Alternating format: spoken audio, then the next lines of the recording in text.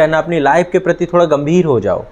यह आपकी ज़िंदगी है, समय बहुत कम है आपके पास। इस चीज़ को हमेशा महसूस करो कि समय मेरे पास ज़्यादा नहीं है। एक्चुअली जो बच्चे गंभीर नहीं हैं, जिनमें अभी भी सिंसियरिटी नहीं आई है, उनके पीछे का कारण क्या है? उनको लगता है समय बहुत ज़्यादा है। उनको ये लग गया है, उनके दिमाग में ये बैठ गया है कि मेरे पास बहुत समय भाई पड़ा है, मैं ये करूँगा। अरे साल पता चलते कैसे पता चलेगा? 2023 कब आ जाएगा, कब पता चलेगा आपको? आपको लगता है 2023 बहुत दूर बैठा हुआ है? नहीं पता चलेगा। इतिहास, भूगोल, राज्य व्यवस्था सब में खो जाएगा 2022। ध्यान रखना इस बात को। 2023 आते पता नहीं चलेगा। सांप के पाँव नहीं होते ना, समय के भी नहीं होते। दिमाग में बैठा लो, दिखाई नहीं देगा कुछ भी। अचानक से न्यू ईयर का गुब्बारा आ जाएगा।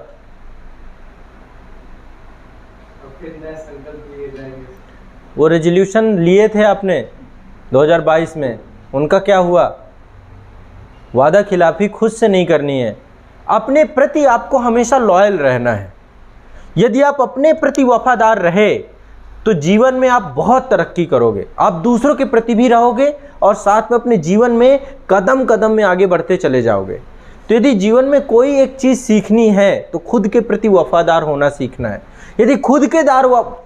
यदि खुद से आप चीटिंग कर रहे हो, खुद के प्रति ही वफादार नहीं हो, तो आप जीवन में कितना पिछड़ जाओगे, आपको पता ही नहीं चलेगा। ये करते हैं हम चीटिंग, हमें पता होता है हम नहीं पढ़ रहे हैं, हम पता होता है हम दिखावा कर रहे हैं बहुत सारी चीज़ों में, नहीं पता होता।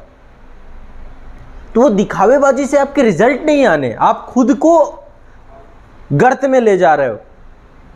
तो इसलिए हमें क्या करना है? वफादारी सीखनी है, खुद से वफादारी सीखनी है।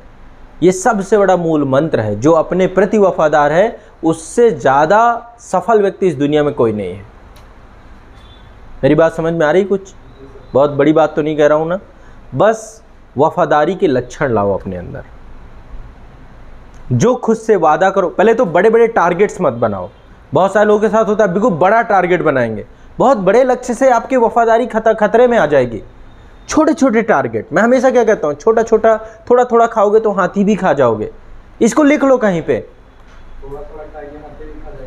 बिल्कुल, यदि आप एक साथ खाना पाओगे खा जाओगे। अब मैं नहीं कह रहा हूँ आप हाथी खाओगे, लेकिन हाथी आपका एक सिलेबस है, जो पाठ्यक्रम है, आपके लक्ष्य हैं, कितने बड़े हैं, कितना विशाल है। धरती के सबसे विशालकाय जीव हाथी ही तो है। वैसे ही आपका लक्ष्य भी कितना विशाल है। यदि उस लक्ष्य तक पहुंचना है तो तुरंत ही आप सुपरमैन, स्पाइडरमैन नहीं है, ना कोई महामानव है आप महात्मा बुद्धा नहीं है। आप एक साधारण सामान्य पुरुष हैं जिसको तनाव भी होता है, डिप्रेशन भी होता है, जो बहुत सारी मुसीबतों में भी पड़ता है, एक जद्दोजहद की जिंदगी जीता है, जो आर्थिक तंगी से भी गुजर रहा है, जिसके मन में दुविधाएं भी चल रही हैं, सशंका भी हो रही है, कभी कभी उसका मन भी नहीं लगता है, कभी कभी उसे थकान होती है। वो सुपरमैन नहीं है, उसके भी शरीर में दर्द होता है, सामान्य तो हो आप। तो साधारण मनुष्य के लिए लक्ष्य बड़े चुन लेना और फिर उनको पूरा करना, यही अपने आप में बहुत बड़ा सपना है। तो लक्ष्य बड़े चुनो, लक्ष्य चुनने से कोई दिक्कत, लेकिन स्टेप छोटे होने चाहिए आपको। छोटे छोटे स्टेप से, डरो मत, घबराओ मत, छोटे छोटे स्टेप से आप उसको चढ़ते चले जाओ। जीवन आपको कहाँ से कहाँ पहुँचा देगा आपको पता ही नहीं चलेगा। रुको मत, चरय वेति चलते रहो चलते रहो चलते रहो चलते रहो, रुकना नहीं है। ये एक मूल मंत्र बांध लो, चरय वेति, चलते ही रहना है आपको, रुकना नहीं है, भागना भी नहीं है और आराम भी नहीं करना है, बस चलते रहना है एक रफ्तार से, है ना। सोचिए गंगोत्री से निकलती है माँ गंगा भागीरथी और कितनी नदियों से मिलती चली जाती है। कभी ये शिकायत नहीं करती कि इस नदी का पानी गंदा है, मुझ में नहीं मिलेगी, है ना, मैं तो बहुत पवित्र नदी हूँ। सबको अपने साथ संगम करते हुए चली जाती है, सबको अपने साथ लेते चली जाती है। कितने नदी नाले सब मिलते हैं, लेकिन अपनी पवित्रता नहीं खोती है, अपनी शुचिता नहीं खोती है। वही शुद्धता जो माँ गंगा की गंगोत्री में होती है, वही शुद्धता आपको पश्चिम बंगाल में भी मिलेगी, वही शुद्धता आपको उत्तर प्रदेश में मिलेगी, वही बिहार में मिलेगी, वही आपको झारखंड में मिलेगी। और अंततोगत्वा चलते चलते चलते गंगा सागर में जाके मिलती है। आप इस बात को समझिए,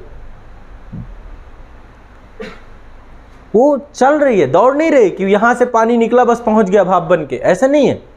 तो आपको और कितने लोगों को सिंचित और पुष्पित करती हुई चली जाती है। तो यही जीवन का पाथ है, यही जीवन का लक्ष्य है। कि जब आप अपने जीवन में आगे बढ़ते हैं तो उस लक्ष्य में आपको स्टेप छोटे छोटे लेने, क्रॉलिंग करनी है। क्रॉलिंग करेंगे, मांसपेशियां मजबूत होंगी आपकी, मस्तिष्क में आपको, और धीरे धीरे सिचुएशंस आती हैं लाइफ में। मान लो बहुत विपरीत सिचुएशन आ गई। अभी जैसे हमारे एक स्टूडेंट थे, मुझे बहुत सिंसियर बच्चे लगते हैं वो, उनके घर में अचानक से एक बहुत बड़ा डिजास्टर आ गया। उनके जो है पिताजी नहीं थे, चाचा जी थे। चाचा जी को अचानक से, अब देखो होता है जो जॉइंट फैमिली है हमारे लिए, जो पिता का दर्जा वही चाचा भी होते हैं, वही दादाजी होते हैं। जहाँ पे वैल्यू सिस्टम है, जहाँ पे परिवार एक महत्व रखता है, तो वहाँ पे सब एक साथ हो जाते हैं, है ना। विपत्ति, परिवार का मतलब क्या है, परिवार का कॉन्सेप्ट कैसे दिया गया? परिवार का मतलब एक ऐसी संस्था है जब विपत्ति होगी सब साथ आ जाएंगे, यही तो होता है ना। सब कुछ रख दिया। जब परिवार में किसी व्यक्ति का देहांत होता है, निधन होता है, तो सब साथ इकट्ठा होते हैं कि नहीं होते हैं? आ जाते हैं, सब अपने काम धाम छोड़ के पहुंचते हैं वहां पे। यही तो परिवार है। और क्या है परिवार? बाकी सब तो नहीं आते हैं। तो परिवार और पड़ोसी में अंतर होता है। पड़ोस भी साथ देता है, पड़ोस का भी अलग एक भूमिका है। जो ये पूरा सोशल सिस्टम क्रिएट है, आप इसमें देखेंगे हर चीज की भूमिका है।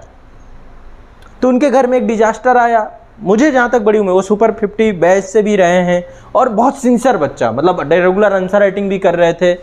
और उन्होंने मुझसे भी कहा कि सर यहाँ पे हैं, इसको लेकर के कुछ मदद कर दें। मुझे पता है कि जब एक बार बॉडी के आपके कोई भी ऑर्गन डैमेज हुए, आपका प्रोसीजर बहुत स्लो है चीज़ों का होने का। डॉक्टर हैं, वो कोशिश करेंगे, काम करेंगे, है ना। हॉस्पिटल्स में जाएंगे, वहाँ पे भी चीज़ें हो रही हैं, आपकी हो रही हैं, बस ये दिमाग में बैठाइए। और डॉक्टर कोई जादू नहीं कर सकता है। ऐसा नहीं होगा कि कोई जादू करके आपको सही कर देगा। एक प्रोसीजर के साथ साथ कई बार क्या होता है कि सही डॉक्टर मिलना भी एक बहुत बड़ी सौभाग्य की बात होती है।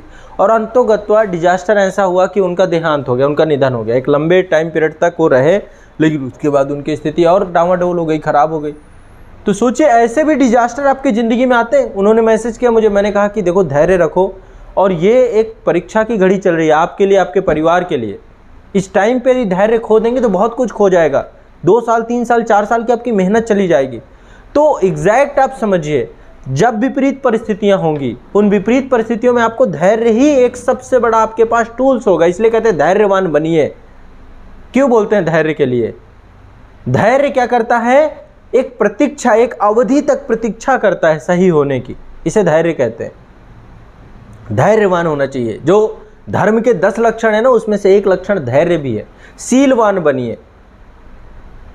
स्वभाव आपका कैसा होना चाहिए? सौम्य होना चाहिए, विनम्र होने चाहिए। आपके अंदर विनम्रता का भाव होना चाहिए, आदर का भाव होना चाहिए। रिजिडता कुछ नहीं करती। रिजिड चीज है ना, ये रिजिड है ना, मैं इसको यदि मोड़ूंगा ना ये टूट जाएगा, है ना। लेकिन आप इसको देखिए, ये टूटेगा नहीं। ये भी टूट गया, देखो जितना रिजिड हो गया आप, इसको मैं थोड़ा सा भी फोल्ड करूंगा तुरंत टूट जाएगा। जो जितना फ्लेक्सिबल होगा, यदि आप रिजिडता रखोगे टूट जाओगे। दिमाग से बैठा लो बस। जितना रिजिड रहोगे, और वहीं पे जो चीज जितनी फ्लेक्सिबल है मूर्ति चली जाती है सिचुएशन के आधार पे। जितना दबाव लगाएंगे, बस इस मूल मंत्र को समझ लो। आपको टूटना हो यदि समाज में, तो रिजिड बन जाओ, अक्कड़ बन जाओ। क्या मिलेगा? फ्लेक्सिबल बनो। जैसी सिचुएशन आए मुड़ जाओ, और खुद के प्रति वफादार रहो। ये सबसे बड़ा मंत्र है। यदि आपको जीवन में आगे बढ़ना है तो वफादारी बहुत जरूरी है। अपने आप से आपको क्या होना चाहिए? वफादार होना चाहिए। अपने आप से झूठ मत बोलो। अपनी सच्चाई तो पता है ना आपको कि आप कैसे हो। मैं नहीं जानता आप कैसे हो, कोई नहीं जानता, आपके माता पिता भी नहीं जानते कि आप कैसे हो। नहीं जानते ना, कोई नहीं बता सकता इस ब्रह्मांड का आदमी कि आप कैसे हो। आप खुद जानते हो आप कैसे हो। आप कितना जस्टिस कर रहे हो, कितना न्याय कर रहे हो, कितने आलसी व्यक्ति हो, कितने प्रमादी व्यक्ति हो, कितने एक्टिव पर्सन हो, कितने प्रोमिसेस करते हो खुद से और खत्म कर देते हो उन प्रोमिसेस को। फिर तो जीवन क्या है? जीवन एक सतत प्रक्रिया है जो चलती रहती है। विभिन्न प्रकार के लक्ष्य, टारगेट, गोल्स आपके जीवन में आते रहेंगे। कोई भी लक्ष्य अंतिम गोल नहीं होता है, लक्ष्य आते ही रहेंगे। जीवन लक्ष्यों से भरा पड़ा है।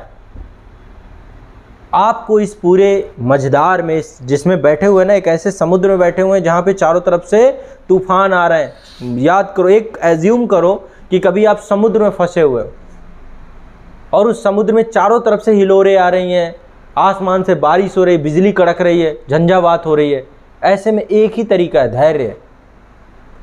क्या जवाब दोगे, किसको प्रत्युत्तर दोगे? वो लील लेगा समुद्र अपने आपको।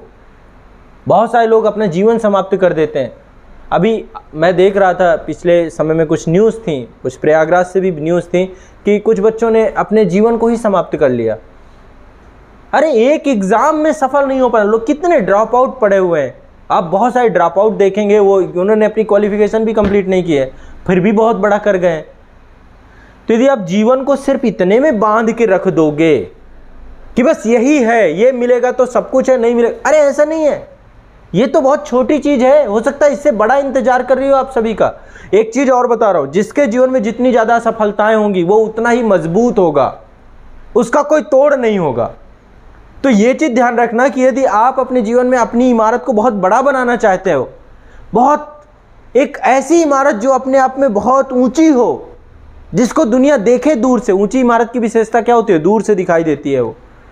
तो जब आपके चरित्र, आपके ज्ञान, आपकी सफलता बड़ी होगी तो जहां भी आप खड़े रहोगे लोग आपको दूर से भी देख पाएंगे।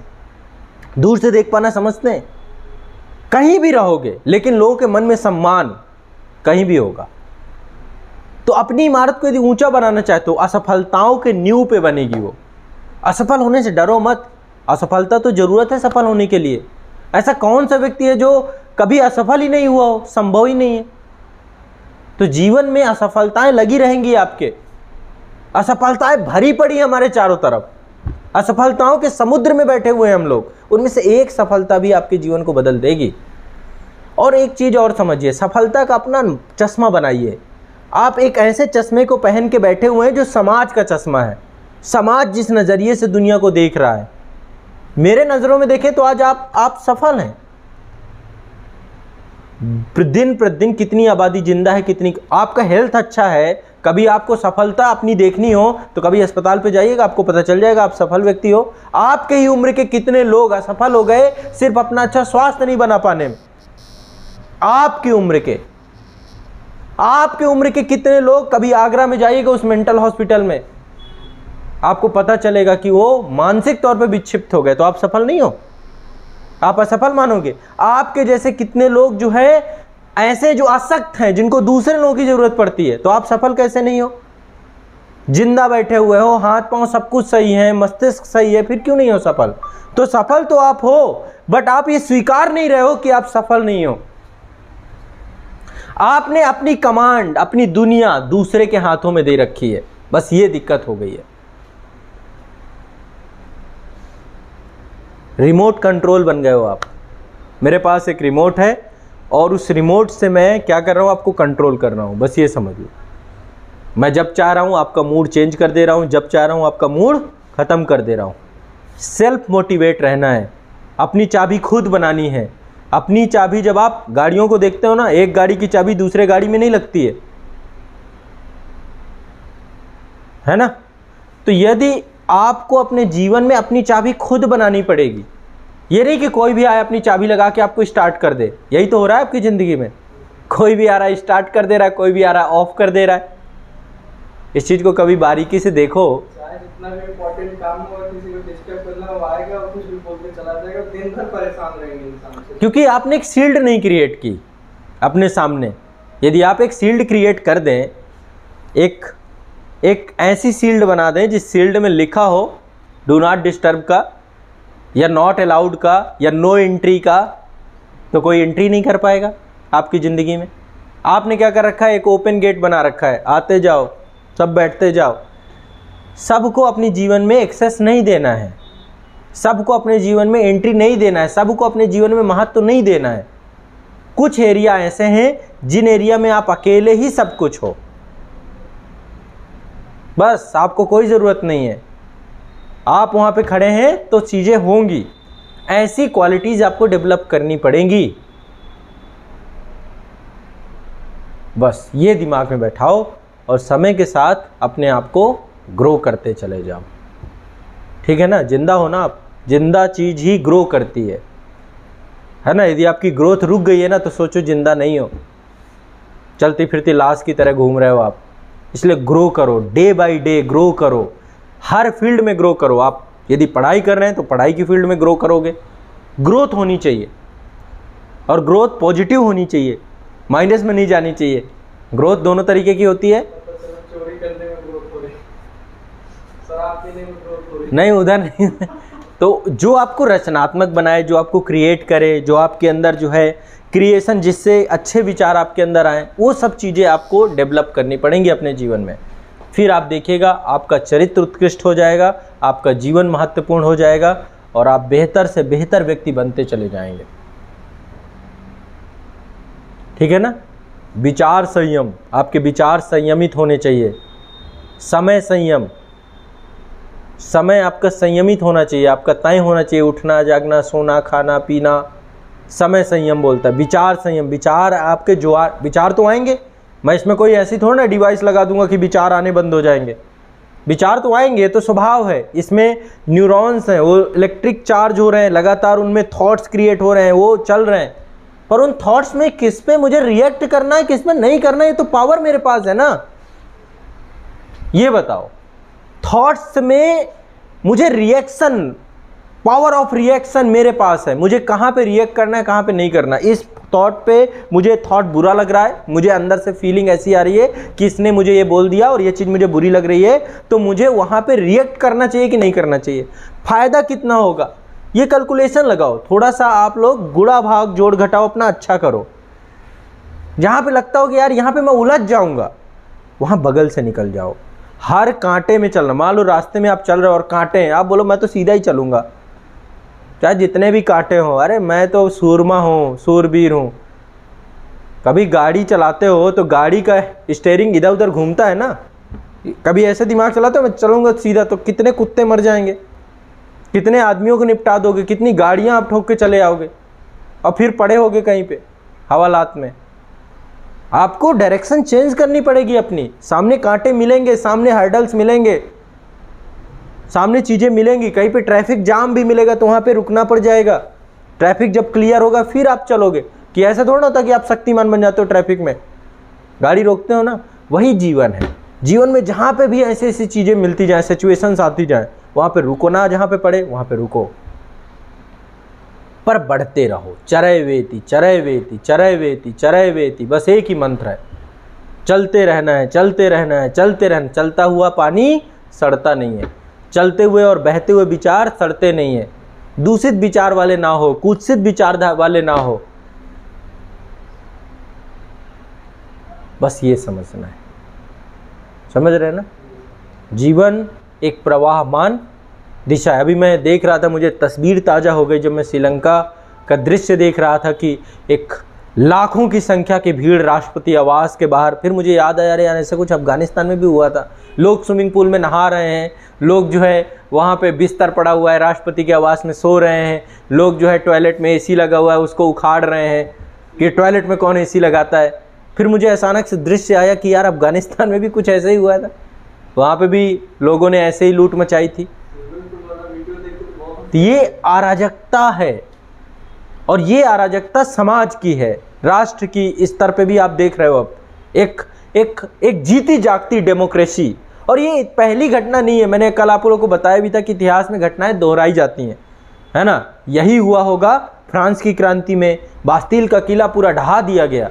यही हुआ जब जार का शासन था, तो रसिया में भी यही हुआ होगा जब वहाँ पे बोल्शेविक क्रांति मार्च में हुई और अक्टूबर में हुई।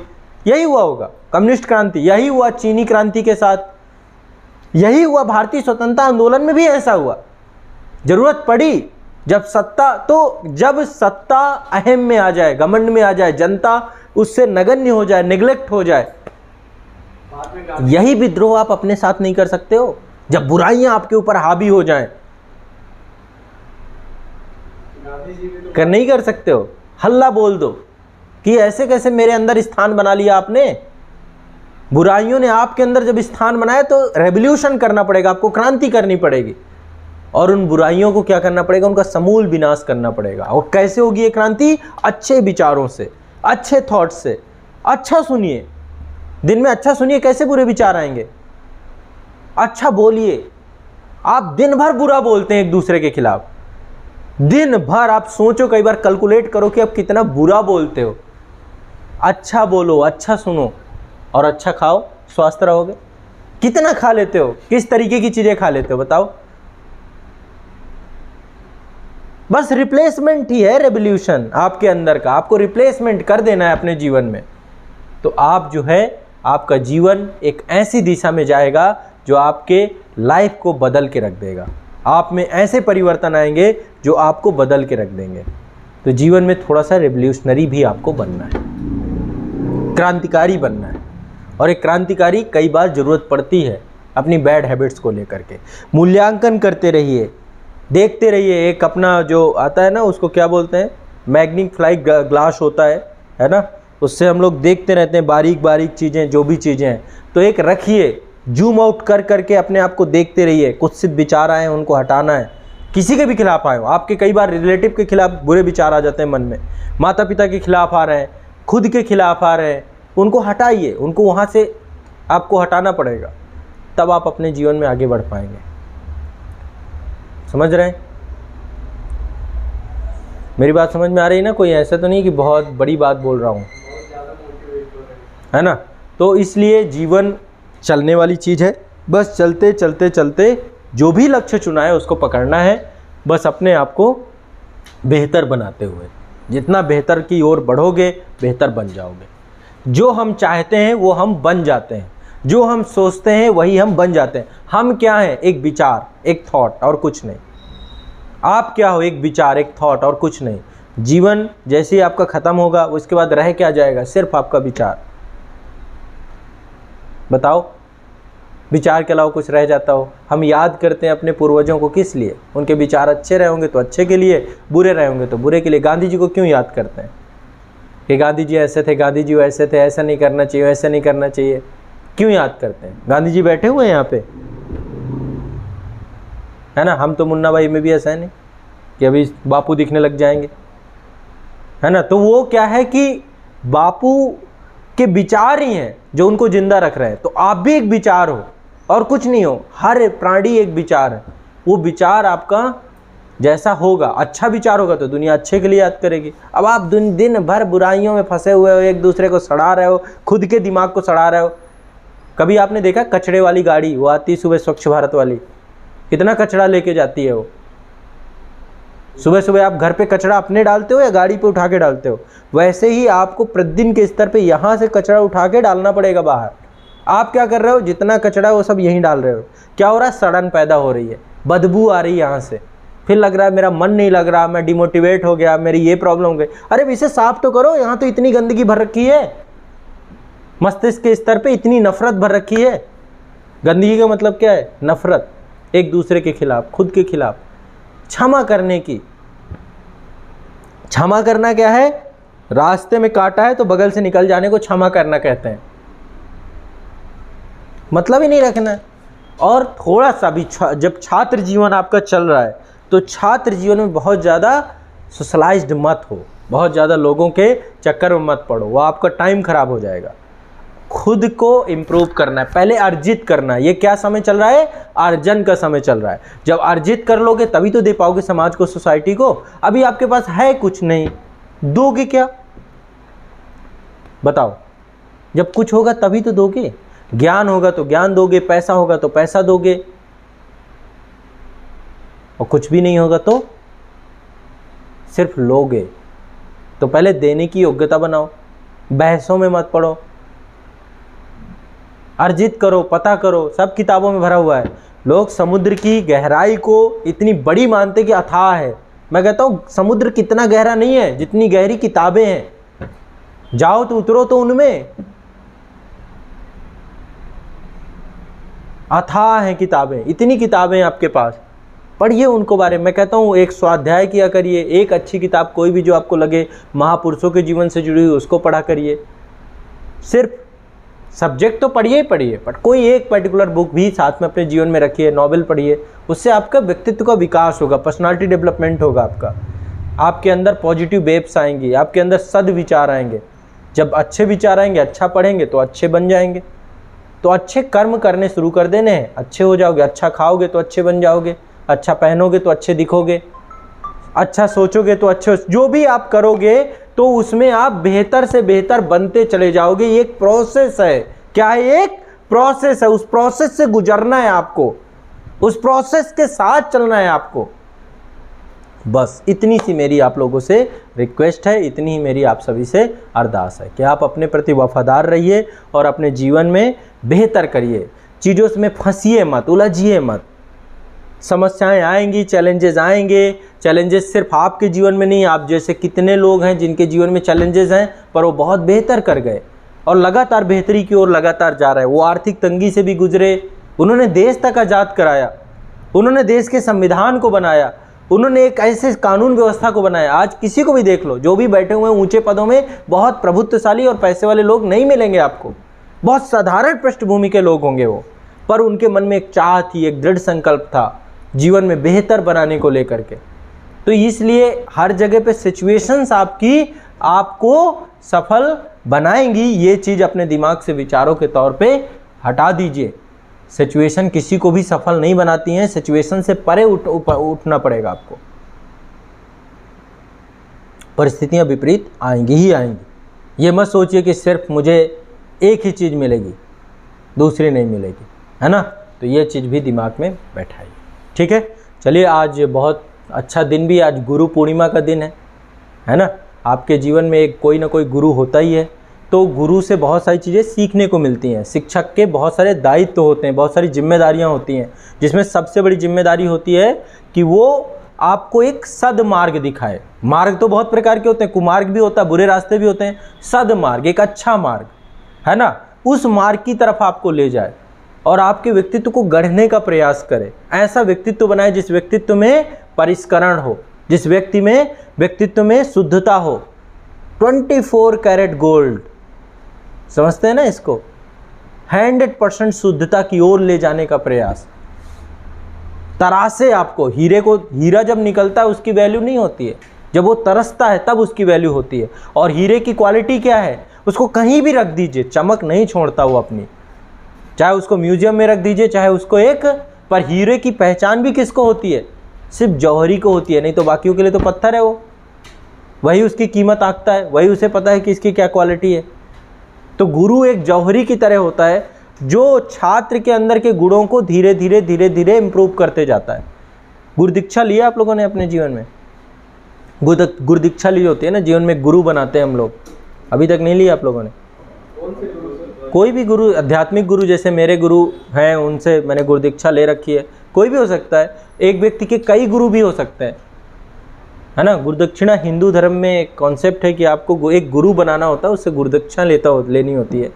गुरुदक्षिणा जो लोग नहीं लेते हैं वो विवाह के समय लेते हैं। जैसे मैं तो गायत्री परिवार से जुड़ा हुआ व्यक्ति हूँ, तो पंडित श्री राम शर्मा आचार्य हैं जो ये सदवाक्य देख रहे हो ना चारों तरफ। हाँ, कोई भी हो, वो तो जीवन में देखो जो भी हो, साल भर में एक बार आते हैं जो आप, हाँ, तो वो सारा चीज लेके चले जाते हैं। वो तो देखो कर्तव्य है, आपका धर्म है। आप ये चीज़ बताओ, कहाँ नहीं देते हो आप? छोटे थे तो देते। गुरु दक्षिणा एक बहुत बड़ा कॉन्सेप्ट है, और गुरु को देने में आप छोटे नहीं हो जाओगे, आपका कम नहीं हो जाएगा, आपका बढ़ेगा ही। गुरु आपको कोई बुरी बातें बताता है? बताओ, है ना, नहीं बताता है। जब गुरु आपको बुरी बात नहीं बताता, सदमार्ग की ओर ले जाता है, तो देना और लेना तो एक संबंधों का एक आधार है। वहीं आप अभी मान लीजिए आप शराब पीते हैं, मान लीजिए ड्रिंक करते हैं, वहाँ पैसे नहीं देते, फ्री में मिल जाती है, बट वो आपके स्वास्थ्यवर्धक है कि आपके लिए हानिकारक है? बताइए। पैसे में ही खरीद के लाते हैं ना वो, लेकिन आपके अंदर के लीवर को भी डैमेज कर रही है। वो तो ऐसा नहीं करके जाता कोई भी गुरु। बहुत सारे साधु संत प्रवचन देते हैं, बहुत सारे साधु महात्मा प्रवचन देते हैं, कितना नेक काम कर रहे हैं आपको पता है? कौन सी बुरी बात बताते हैं उस प्रवचन में? बताओ। लोग उन्हें ऐसी नजरिए से देखने लग गए ना, वो नजरिए का भ्रम है। बता दो उसमें एक सिंगल बात भी बुरी लगे आपको कि इन्होंने आपके उत्थान की बात नहीं की, आपके उत्थान की बात की उन्होंने, तो फिर वहां पे आपने कौन सा बहुत बड़ा वो कर दिया, किला जीत लिया। समझ रहे हो मेरी बात को? तो कोई बड़ी बात नहीं है। ये चीज़ को नकारात्मक नहीं रखना, इसलिए क्योंकि गुरु को देना भी चाहिए गुरु का सम्मान भी करना चाहिए। उनके आने से घर में 1 हफ्ते तक रहते हैं, बड़ी शांति रहती है। 1 हफ्ते बाद फिर वही चिल्लाना। तो उनके उपस्थिति में तो देखो शांत रहती है ना, उनका प्रभाव इतना रहता है, उनका ओरा ऐसा है ना, तो गुरु का ओरा ऐसा होता है। ठीक है, तो आपको अपने जीवन में एक गुरु रखना चाहिए, जो गुरु पहले तो योग्य होना चाहिए, योग्यता होनी चाहिए उसमें गुरु होने की, है ना, जो सद्मार्ग दिखाए। आपके आध्यात्मिक गुरु हो सकते हैं, आपके कोई भी हैं, जैसे अभी सदगुरु हैं, मतलब मैं उनसे इतना प्रभावित होता हूँ, कभी उनके सुनता हूँ तो ऐसा लगता है कि यार हमने तो अपने जीवन में देखा नहीं। पंडित श्री राम शर्मा आचार्य, कभी इनकी पुस्तकें पढ़िएगा, मतलब अद्भुत हैं ये, मतलब इनको आप किताबों में पढ़िए। इनका कहना है कि यदि मुझे ढूंढना है तो मुझे ऐसे मत ढूंढो, मेरे साहित्य में ढूंढो मुझे, मैं वहाँ पे मिलूंगा आपको। मेरे विचार हैं वहाँ पे, मेरे साहित्य में 3200 किताबें लिखी हैं इन्होंने, 108 वांग में लिखे हैं, वेदों का भाष्य किया, उपनिषदों का भाष्य किया, दर्शन का भाष्य किया। मैंने सारी इनकी की किताबें पढ़ी और अभी भी पढ़ ही रहा हूँ। अभी मैं 92 नंबर 49 पढ़ रहा हूँ, दोबारा रिवाइज कर रहा हूँ। उसमें पूरे महापुरुष, मतलब उस 92 है इनके 108, उसमें सब कुछ है, पूरा सब कुछ मिलेगा ही, ऐसा बचेगा ही नहीं जो ना हो। एक पत्रिका आती है अखंड ज्योति मासिक, अद्भुत पत्रिका। तो आपको कुछ अपने जीवन में एक आलंबन बनाना पड़ेगा, एक सहारा बनाना पड़ेगा कि जिस मार्ग में चल रहे हैं तो कुछ आपके साथ ऐसा हो, वो गुरु ही होता है। गुरु एक आलंबन होता है, एक सहारा होता है जिसको पकड़ के आप आगे बढ़ते हैं। ये सब ऐसे नहीं है, वो आपको एक सहारा देता है आपके अंदर। जब भी ये श्रद्धा भाव, इस भक्ति, ये सब आधार हैं हमारे हिंदू धर्म में। हिंदू धर्म को मैं हमेशा क्यों कहता हूँ कि एक महासागर है, ये एक विशाल महासागर है, जिस महासागर में कई धाराएं आकर के, इसमें कई धाराएं हैं। कुछ लोग बहुदेववादी भी हैं, कुछ अद्वैतवादी भी हैं, कुछ निर्गुण ब्रह्म की उपासना करने वाले हैं, कुछ सगुण ब्रह्म की उपासना करने वाले हैं। कैसा ये एक धर्म है, आप देखिए कितना कल्चर है इसमें। भक्ति मार्ग भी है, ज्ञान मार्ग भी है, कर्म मार्ग भी है, हर तरीके का मार्ग है। आप गीता पढ़िए, आपको कर्म के बारे में बताया जाएगा। तो यहाँ पे क्या है, हर प्रकार की नदी आकर इस महासागर में, हिंदू धर्म कोई एक धर्म नहीं है, हर धर्मों का समन्वय है ये, हर नदी आकर के इसमें मिल रही है, इतना विशाल है। तो आप किसी भी मार्ग को, किसी भी एक मार्ग को चुन लीजिए। यहाँ तो चवार्क दर्शन भी है, नियतवादी भी हैं, आजीवक संप्रदाय भी हैं, हर दर्शन के लोग हैं यहाँ पे। निर्गुण ब्रह्म की उपासना वाले भी हैं, सगुण ब्रह्म की उपासना वाले भी हैं, कबीर पंथी भी हैं। इतना अद्भुत है ये धर्म, जहाँ पे वैदिक संस्कृति भी है, सभी का सम्मिश्रण, यही सामाजिक संस्कृति, यही हमारा संविधान बताता है। एक सेक्युलर धर्म है ये, जहाँ पे सबको बराबरी का दर्जा है, सबको महत्व दिया गया है। कई बार होता है कि हम कोई एक चश्मा पहनते हैं और हमें लगता है यही अच्छा है, ये अच्छा नहीं है। ये नहीं है हिंदू धर्म। हिंदू धर्म में तो सब हैं, कौन सा धर्म नहीं है, सबको संजोता चला गया। विवेकानंद जी ने क्या कहा अमेरिका में जाके, कि जहाँ जहाँ अत्याचार हुए और किसी भी धर्म के लोग हैं तो उनको आश्रय भारत भूमि नहीं दिया, चाहे इजराइल की धरती में हुआ हो या तुर्की की धरती में हुआ हो, चाहे जहाँ भी हो, सबको आश्रय इस धरती ने दिया। इसलिए दिया क्योंकि यहाँ पे जो फंडामेंटल्स थे, यहाँ की नींव थी। तो इसलिए जीवन में आलंबन के लिए गुरु होना बहुत आवश्यक है। आपके जीवन में गुरु होगा तो आपके जीवन को क्या करेगा, पथ दिखाता चला जाएगा। बट गुरु आपको तब बनाना चाहिए जब उसमें योग्यता हो, वो योग्य हो, वो सबसे महत्वपूर्ण होता है। तो एक आध्यात्मिक गुरु आपको बनना चाहिए। जैसे राजनीतिक गुरु भी होता है, महात्मा गांधी के राजनीतिक गुरु कौन थे, गोपाल कृष्ण गोखले साहब थे, है ना। हमारे जो पंडित श्री राम शर्मा आचार्य हैं, फ्रीडम फाइटर रहे हैं, इनके गुरु मदन मोहन मालवीय जी थे, उन्होंने दीक्षा दी थी इनको। ठीक है, देश की आज़ादी की लड़ाई लड़ी इन्होंने। मतलब कभी आप इनका इतिहास पढ़िएगा, मैं तो बहुत 4 बार हिमालय यात्रा की। कभी एक पुस्तक आती है हमारी वसीयत और विरासत, कि हमने क्या वसीयत बनाई है, क्या विरासत है हमारी। और उसमें जब आप पढ़ेंगे तो वो हिमालय के अद्भुत क्षण जो इन्होंने पूरे अपने बताए हैं कि कैसे हिमालय पे मैं गया और कैसे चीज़ों को करके आया। आज गायत्री पूरे विश्व में कैसे पहुंच गई, एक सेकुलर तरीके से। तो बहुत बड़ा योगदान है इनका भी। तो इनके जीवन से मैं जन्म से जुड़ा हूँ। मेरे फादर बहुत पहले से मतलब इस मिशन से जुड़े, और जुड़ने के बाद जन्म से जुड़ करके मैं लगातार इसी संस्कार में रहा। हमारे घर में आज भी सुबह वैदिक यज्ञ होता है। आज तो बहुत बड़ा यज्ञ है मेरे घर पे, मेरे पिता करते हैं सुबह। मतलब सुबह हमारा प्रातः प्रारंभ ही यज्ञ से होता है। हमने अपने जीवन में स्टार्टिंग यज्ञ से की है। सोचिए मैंने कितने लंबे टाइम तक यज्ञ कर्म किया होगा, वैदिक यज्ञ। तो वो संस्कार, वो बीजारोपण आपके मस्तिष्क में पड़ते हैं, हमने कितना साहित्य पढ़ा होगा। यदि मैं क्लास 6 में भी था तो भी अखंड ज्योति पढ़ा करता था एक समय। तो मतलब सब्जेक्ट तो चला ही, लेकिन सब्जेक्ट के साथ साथ एक गुरु का सानिध्य भी मिलता चला गया। जब मैं पहली क्लास में था तब मेरा विद्यारंभ संस्कार हुआ था। 16 संस्कार होते हैं ना हमारे हिंदू धर्म में, है ना। कई संस्कारों से गुजरते हैं हम प्रोसेस। आप लोग का भी विद्यारंभ हुआ होगा, नहीं हुआ? विद्यारंभ संस्कार होता है ना, अन्नप्राशन होता है जब पहली बार भोजन जाता है पेट में, पुंसवन संस्कार होता है जब आप गर्भ में होते हैं तब पुंसवन संस्कार होता है, फिर पहली बार आप जब जन्म होता है तब आपका संस्कार होता है, फिर कर्ण छेदन होता है। कर्ण छेदन तो हमारा नहीं हुआ बाकी जितने संस्कार बचते हैं वो फिर सब विवाह वाले में सबको निपटा दिया जाता है, ठीक है। इसके बाद आपका विद्यारंभ संस्कार होता है। तो हमारे वैदिक कल्चर में संस्कार 16 संस्कार बनाए गए। 16 संस्कारों में कुछ संस्कार उपनयन संस्कार होता है और फिर आपकी विद्यारंभ होता है, स्टार्ट करते हो। लेकिन गुरु का सानिध्य यदि नहीं हुआ, अब गुरु का मतलब ये नहीं है हम लोग तो चलो आप लोग को दिशा दे रहे हैं एक एग्जाम को लेकर। गुरु ऐसा हो जो आपको ईश्वर से जोड़े, ऐसा गुरु आपके जीवन में एक होना चाहिए, आपको बनाना चाहिए। इनके भी कोई गुरु हैं, क्या नाम है उनका? गुरु जी बताते ना, उज्जैन आश्रम में है। हाँ, तो आपको हमेशा एक गुरु अपने जीवन में बनाना चाहिए। आपके सबके जीवन में गुरु हो जो आपको पथ प्रदर्शित करता रहे, जो आपको मार्गदर्शित करता रहे। चलिए ठीक है, स्टार्ट करते हैं, क्लासेस स्टार्ट करते हैं, ठीक है।